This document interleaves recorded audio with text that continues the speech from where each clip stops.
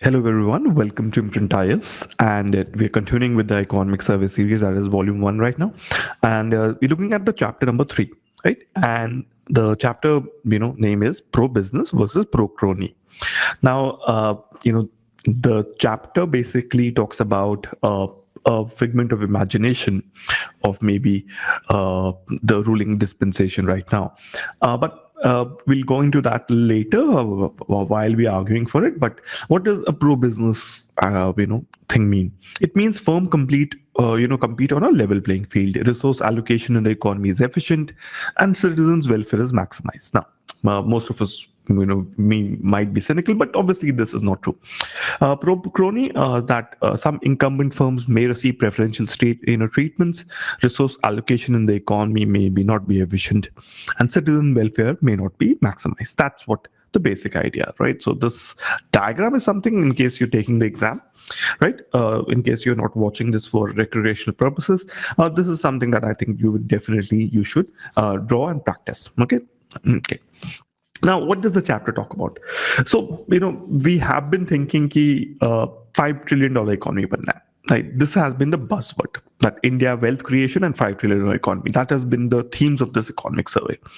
And what this survey say is that we need to have a pro-business policy, right? And in that, they've talked about labor reforms, they've talked about privatization, right? Why they're saying so? They say it unleashes the competitive, power. It basically makes the people generate wealth, because now they feel that yes, we will not only support certain people, that is pro crony, right? And will also favor specific private will not just favor specific private interests, that is powerful incumbents like somebody who's close to the ruling dispensation, but maybe the others as well, right? That is going to be a level playing field, so anybody can actually get into any sector. Okay. Now, what is a lot of you might not know what does a word crony mean. So crony hota hai jaise aapka jaise normally what will happen is that, let's say you have a ruling dispensation, so you have MLA as your MPs. So we will find that in India right now, every MLA MP typically is a businessman. And he has vested interest, he has a lot of property, he has a lot of money. अब वो पैसा कहाँ से आ रहा है? Obviously तो contracts वो ले रहा है, government से ही लेते हैं, and वो basically they're misusing that only, right? No, that is what the perception of the people majority is, right? And I think that is true because of the unbelievable gain you get. Anytime you're in power, your wealth increases sometimes 10 times, maybe 5 times. You can actually look at the ADA reports for that.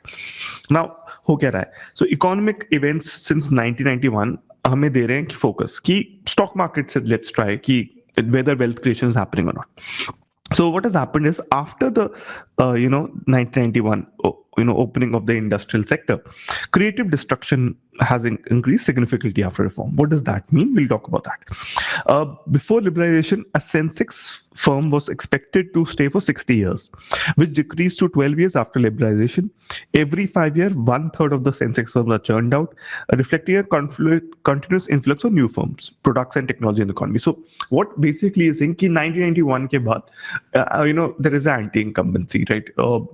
People, new technologies tend to open, they tend to get better, and new incumbents tend to come into the Sensex, right? And what is basically Sensex? It's a list of the top 30 companies of the country, right, by market capitalization. Now, summary, let's continue with that. So what does the chapter continue? See that despite impressive progress in enabling competitive markets, pro crony has destroyed value in the economy. So they talk about this.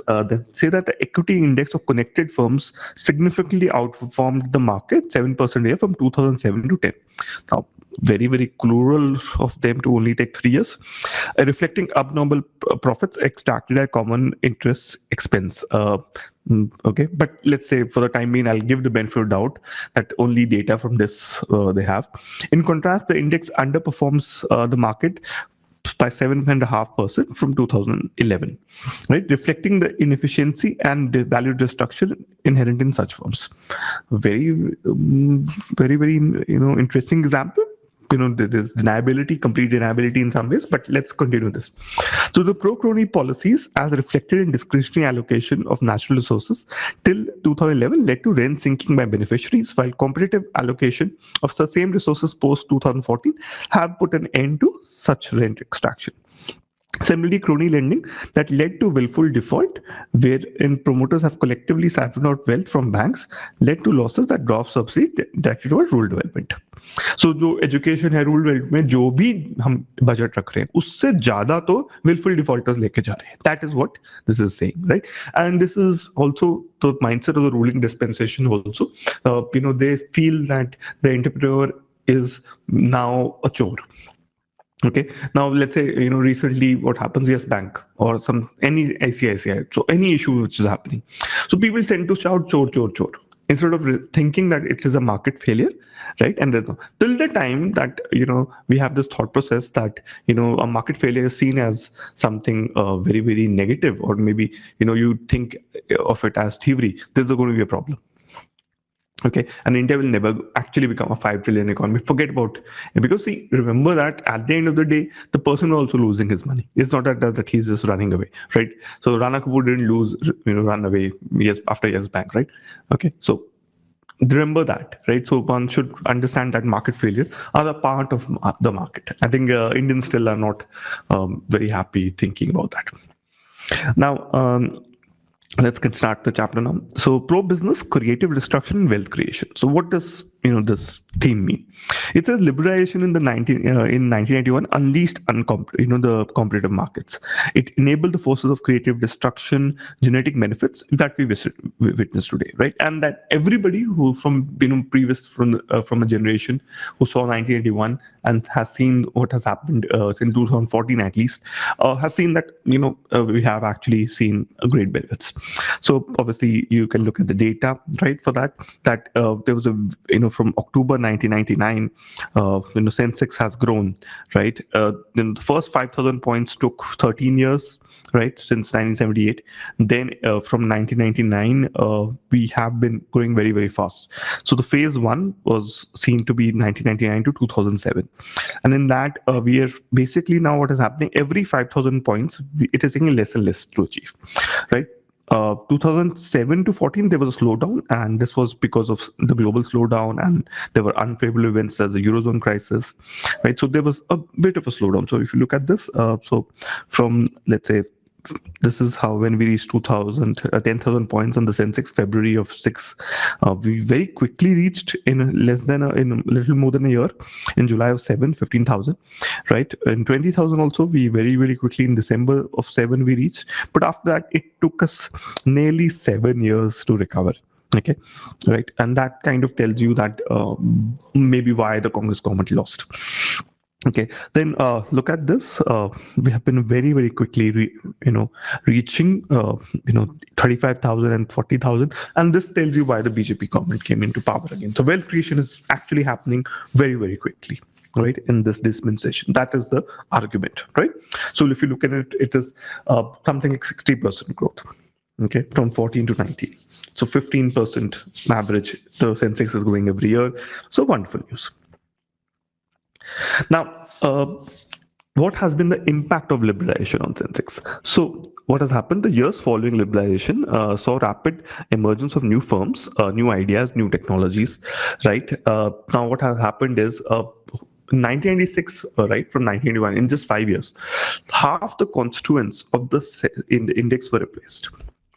New sectors such as banks, financials entered for the first time there, and they eroded the predominance. There was a manufacturing sector which was basically ruling the Sensex, the material sector, that is, right. The services came into play, and right now if you see, technology and services firm, banking are the major firms on the Sensex. 10 firms were churned out from 2006 to 10, right? Look at this. 8 in 11 to 15 and 10 in 16 to 19, right? And basically it says every 5 years, roughly 1/3 of the firms in the Sensex are replaced. That tells you that liberation really helped. Okay, and latest, on 23rd of December, you can actually note this down. Titan Co, Ultratech Cement, and Nestle joined the BSE Sensex. So this is something. These are the 3 latest. Also, the objective question can be posed on you. This. Now, number of companies exiting, this is the data, but diagrammatically, what is the average duration, right, they spent on the Sensex. This is obviously going up and down. Number of companies also getting removed again, right? Now, what has been happening to the sector, sectoral concentration of the Sensex post-liberalization? So look at the consumer staples in 1985, right? And look at the consumer discretionary, right? So that was the major, if you think about it. Look at IT, which basically, made entrance in 97, right? And obviously is now a very, very stable proportion, right? If you look at the others, financials, right? Again, they have become the most important area, right? Healthcare sector as well. Real estate, did enter and exited, right? Due to various reasons. So if you think about it, financial. So this now it tells you that the Indian Sensex looks very, very stable, right? I can think of investing on the Indian sector without thinking about the fact whether I'll lose money, because it's diversified really well. What does that mean? कि consumer staples या consumer discretionary में अगर loss हो गया तो financial and banking में नहीं होगा. तो basic idea was that. Decreasing size concentration of firms, highest to lowest capital. पहले ऐसा होता था कि जो largest firm है ना वही major capitalization ratio थी. That is not the case anymore. Okay, so just to revise, so पहले क्या, so जो initial Sensex था in 1986, पहले सिर्फ material and consumer discretionary होता था, ठीक है ना. अब हुआ क्या, उसके बाद फाइनेंशियल्स आ गए, टेलीकम्युनिकेशंस आ गई, राइट, जैसे एयरटेल, वोडाफोन, ये सब इंफॉर्मेशन टेक्नोलॉजी फर्म्स आ गई, TCS, Infosys etcetera, Satyam, Tech Mahindra, that is today. Now with the entry of new sectors, today Sensex is less concentrated. That is what we are talking about, कि अब क्या है कि सेंसेक्स पे ही अगर आप पैसा लगा दो तो ऑटोमेटिकली उसके हिसाब से you feel it's is diversified to an extent कि आपको ऐसा नहीं लगेगा कि सेंसेक्स के साथ आप पैसा लॉस कर सकते हो, राइट, पोर्टफोलियो अगर आप अपना रखना चाहें तो. सो द क्रिएटिव जो डिस्ट्रक्शन है फॉलोइंग लिबरेशन, इससे हुआ है कि information technology and financials improve आ गए, मतलब ये आगे हैं. ये पहले नॉन एग्जिस्टेंट था. सो ये क्यों हो पाया? बिकॉज 1991 की लिबरेशन हुई, राइट. ये क्या फायदेमंद है? दैट इज द फर्स्ट, अगला क्वेश्चन. सो 1981 में लार्जेस्ट फर्म जो थी वो 100 टाइम द स्मॉलेस्ट थी. सो ये बहुत ही बुरा इंडिकेटर्स है, ठीक है ना. तो this rising share in market capitalisation, so बहुत अलग अलग लोग हैं जो इनके पास भी काफी अच्छा पैसा है, दैट टेल्स यू कि बहुत ही बढ़िया है. सो इसका एक हर फिनाल इंडेक्स भी होता है, competitive degree of competition between two sectors. So ये decline in concentration in both the sectors है, right. So this is very very good, I would say. क्या इनसाइट्स इससे मिली हैं, ठीक है ना. द फर्स्ट इज, अब जो आज की टुडे डोमिनेंट फर्म्स हैं वो सिर्फ 1/5 ऑफ द पीरियड, जैसे 12 साल हमें लगता है कि रह सकते हैं. पहले तो होता था कि 60 साल रहोगे अगर आप आ गए हो एक बार.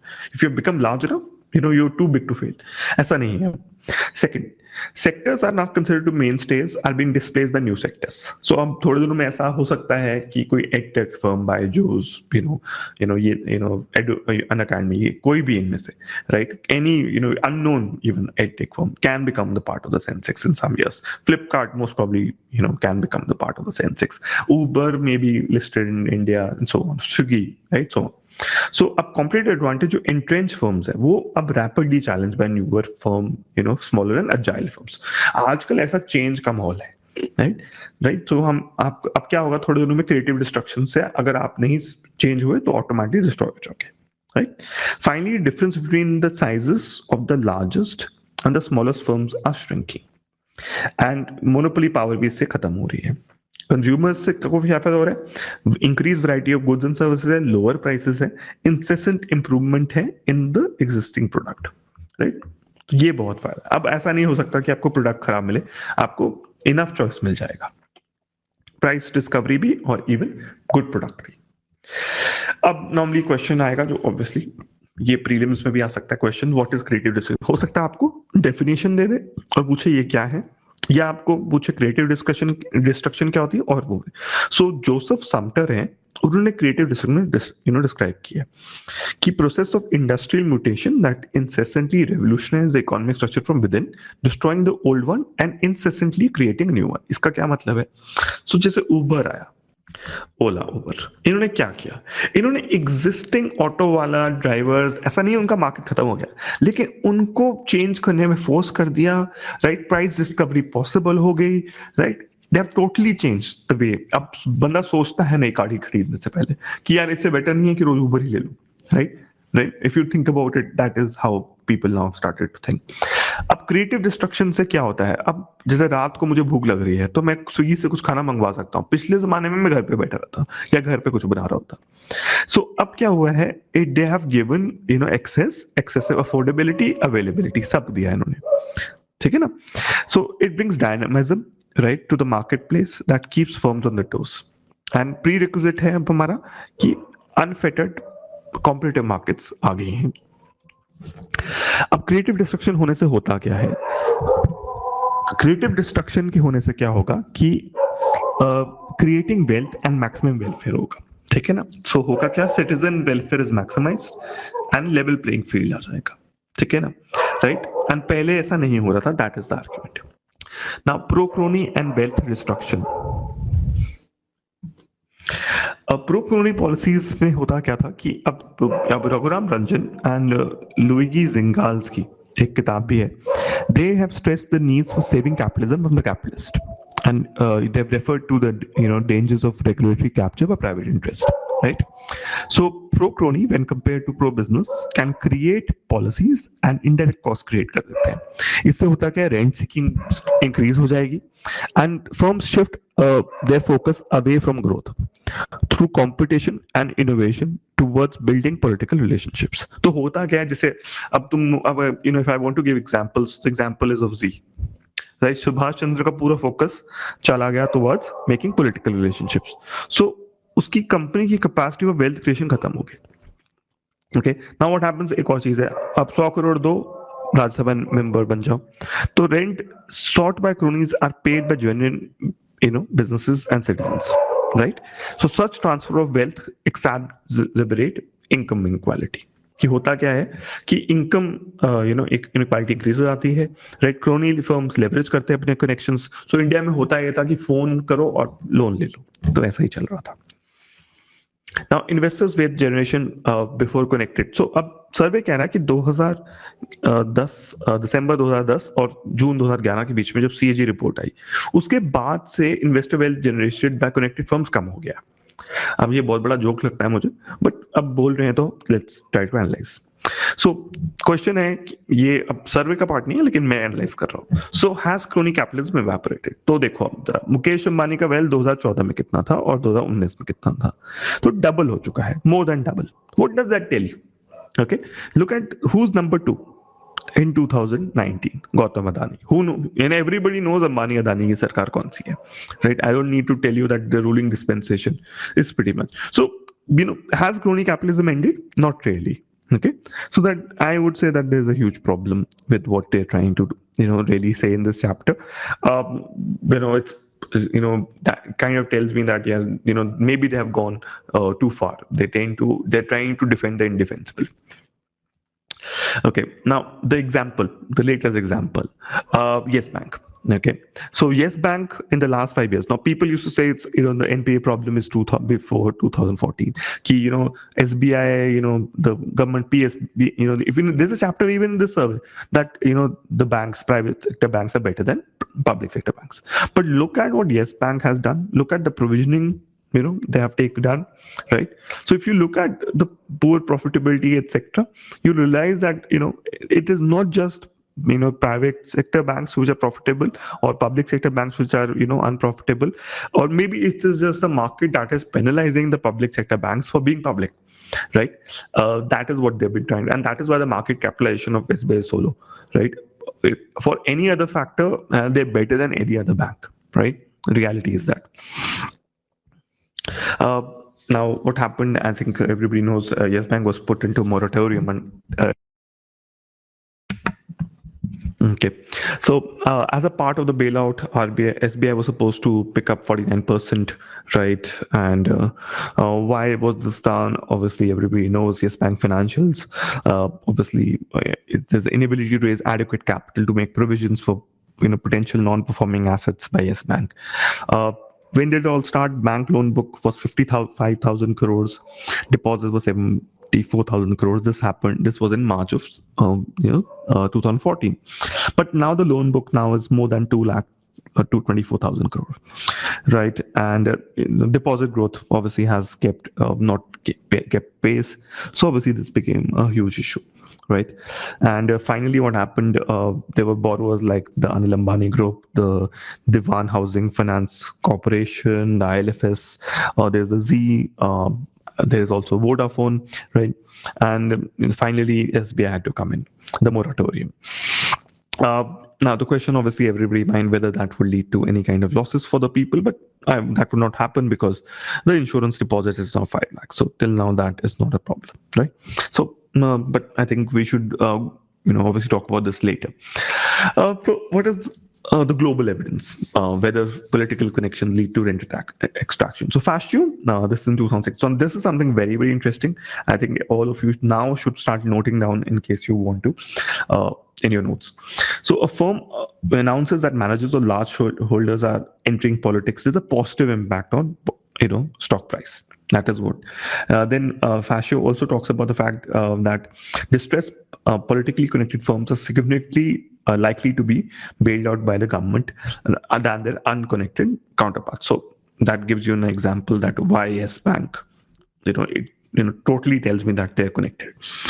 Brazilian firms also, provide a contribution to elected deputies, experience higher stock exchange, right? If you give money, right, who's the largest player, right? Tata Trust. Basically, Tatas are paying the largest amount of electoral bonds this year, if you look at. So that has a relation.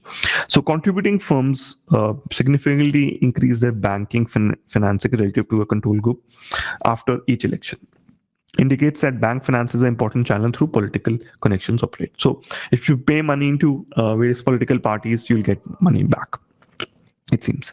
What about Ukraine, China, and other countries? Ukraine, they say that politically connected firms are larger than non-connected firms, pay lower effective tax rates, are less, productive in terms of total factor productivities, are less profitable, grow slower. That is a problem. So, despite the fact they're larger, they grow slower and they're less profitable.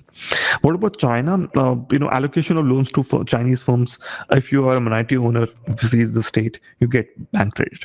So political connections benefit firms in an area with a less developed banking sector, especially like in China. Now, what about Thailand? It says if business owners come to political power, the market valuation increases, and business owners in top offices also make policy decisions which favor them. This is the example, I think, of Badals in Punjab, maybe. What about Indonesia and Malaysia?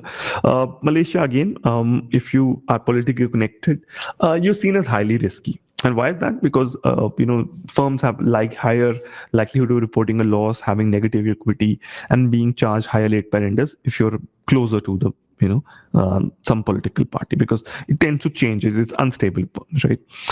This has happened after there was imposition of capital controls in 1998. Okay, right?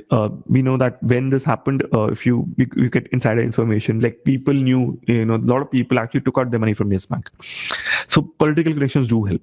Okay, before the RBI moratorium. Okay, Indonesia.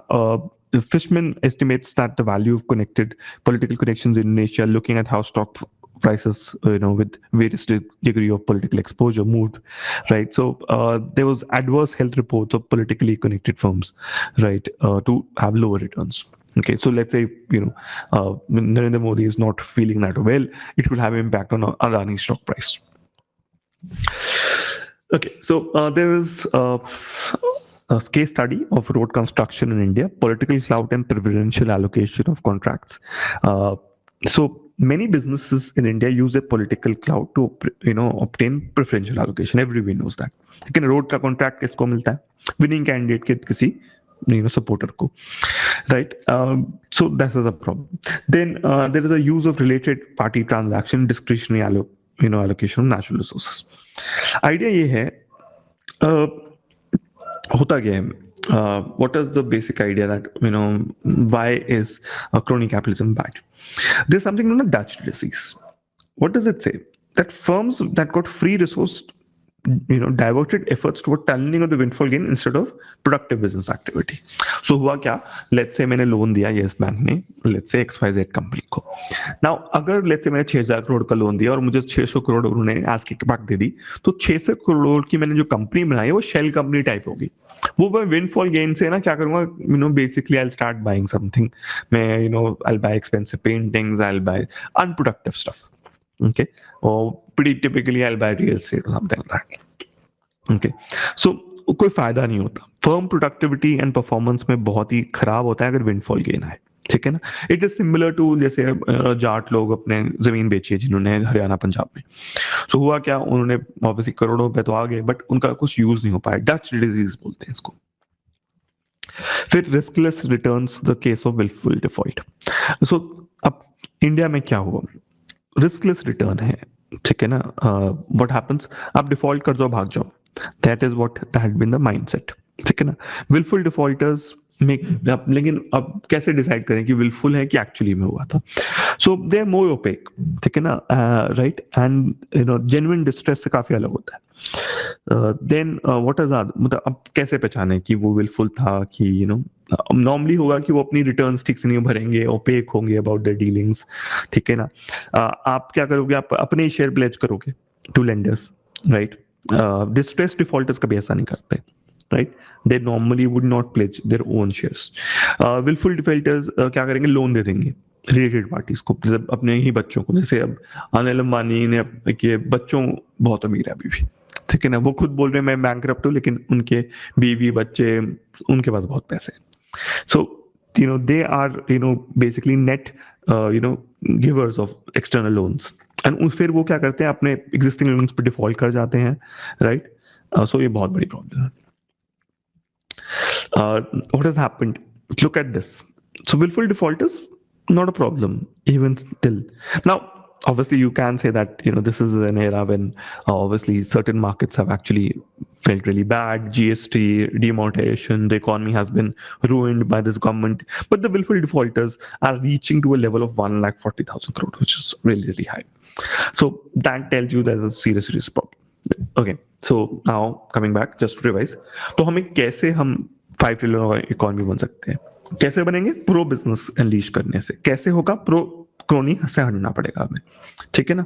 And इस chapter में हमने बात की कि Sensex कैसे quickly change हुआ है. हमने बात की कौन 3 फर्म्स थे. Right. So in case you आपको याद नहीं आ रहा तो कौन कौन थे, नेस्ले, टाइटन, अल्ट्रा, सीमेंट, ये 3 थे. सो प्रो क्रोनी पहले क्या करते थे, नेचुरल रिसोर्स एलोकेशन में अपना फोकस करते थे. अब ऐसा नहीं होता है. Right. But obviously there is a huge debate, how is Reliance Adani getting so rich. Okay, right. Is it purely because of market or something else? Finally, thank you so much to listening this chapter. If you have any questions, do ask. Do subscribe. Visit our Telegram group, right? And thank you so much for listening.